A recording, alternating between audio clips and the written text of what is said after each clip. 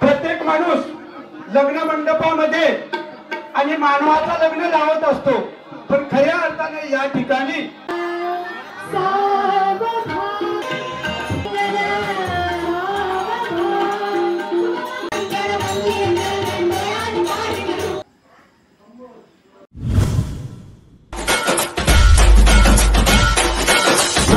market आपल्या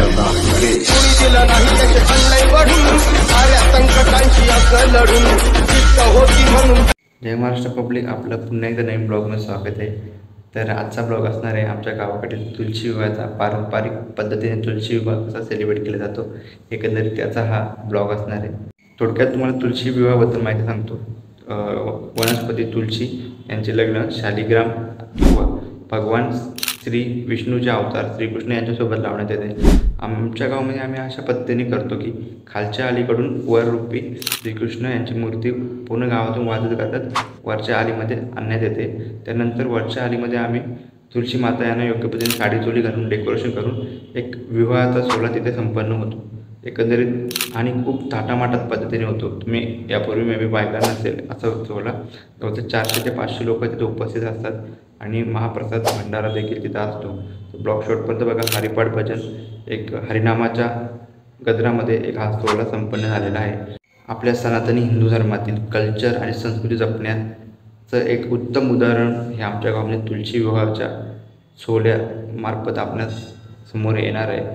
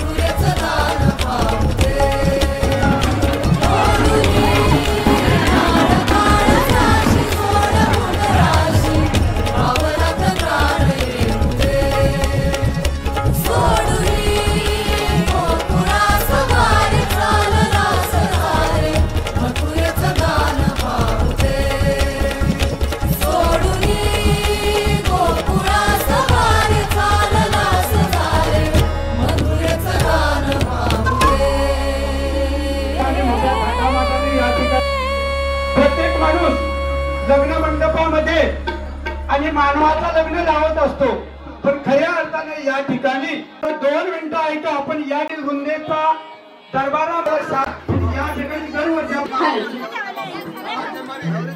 hello hello